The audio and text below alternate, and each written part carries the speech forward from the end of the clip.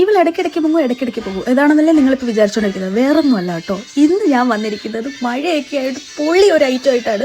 വേറൊന്നുമല്ല, നമ്മുടെ കൊല്ലത്ത് എന്താ പറയുക, ബോളിന്നാട്ടോ പറയുന്നത്.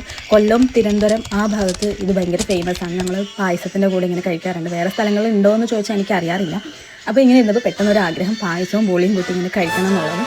വിരൽ പിടിച്ച പിള്ളേർ ചക്കക്കൂട്ടം കഴിക്കില്ലേ, അതാണ് എനിക്ക് പായസവും ബോളി എന്ന് പറഞ്ഞാൽ അത്രയ്ക്ക് ജീവിതമാണ്. പ്രത്യേകിച്ച് ഈ ഞങ്ങളിവിടെ ബ്രഹ്മസലി എന്നൊക്കെയൊക്കെ പറയുന്നത്, വെർമിസലിക്ക് ബ്രഹ്മസലി എന്ന് പറയുന്നത് ചില ഭാഗങ്ങളിൽ മാത്രം. അതെന്തുകൊണ്ടാണ് അങ്ങനെ ഒരു പേര് വന്നതെന്ന് ചോദിച്ചാൽ എനിക്കറിയാനും പാടില്ല.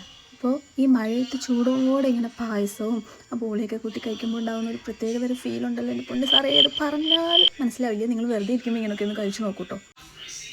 ഒരു പായസം കഴിക്കുന്നതിന് ഇത്ര എക്സ്പ്രഷൻ്റെ ആവശ്യമുണ്ടോ എന്ന് ചോദിച്ചാൽ ആവശ്യമുണ്ട്. അവിടെയാണ് ടെസ്റ്റ്. കാരണം ഞാനിങ്ങനെയൊക്കെ കഴിക്കുന്നുണ്ടാലല്ലേ ചിലപ്പോൾ നിങ്ങൾക്ക് ഒരു വട്ടെങ്കിലും ഇങ്ങനെയൊക്കെ ഉണ്ടാക്കി കഴിച്ച് നോക്കാൻ പറ്റത്തുള്ളൂ. അതെന്താ ഇവൾ ഇങ്ങനെയൊക്കെ തിന്നുന്നതെന്ന് ചോദിച്ചു കഴിഞ്ഞാൽ, എൻ്റെ വീട്ടിൽ എനിക്കെന്നല്ല നമുക്ക് എല്ലാവർക്കും ഇഷ്ടമുള്ള രീതിയിൽ എങ്ങനെ വേണമെങ്കിലും കഴിക്കാം. അത് പുറത്ത് പോയിട്ട് നമ്മൾ വലിയ മാന്യമായിട്ട് കഴിക്കുന്നതിനേക്കാൾ നമ്മുടെ വീട്ടിൽ നമുക്ക് സ്വാതന്ത്ര്യമായിട്ട് കഴിക്കാൻ പറ്റുന്ന ഒരു സിറ്റുവേഷൻ ഇല്ല. അതാണ് ഏറ്റവും വലിയ സ്വർഗ്ഗം എന്ന് പറയുന്നത്. നമ്മുടെ വീട്ടിൽ നമുക്ക് എങ്ങനെ വേണമെങ്കിലും ഇരുന്ന് കഴിക്കാം, അത് ഏത് രീതിയിൽ വേണമെങ്കിലും ഇരുന്ന് കഴിക്കാം. അപ്പോൾ ഇന്നത്തെ വീഡിയോ എന്ന് പറയുന്നത് ഇത്രയേ ഉള്ളൂ. ഞാൻ എന്തായാലും ഇത് കംപ്ലീറ്റ് ആക്കിയിട്ടുണ്ട്. നിങ്ങൾ ഒരിക്കലെങ്കിലും ഇങ്ങനെ ചെയ്ത് നോക്കട്ടെ. അപ്പോൾ ഇത്രയേ ഉള്ളൂ. Tata, bye bye, see you. എല്ലാവരും ഒന്ന് സബ്സ്ക്രൈബും കൂടെ ചെയ്തേക്കണേ. ടാറ്റാ.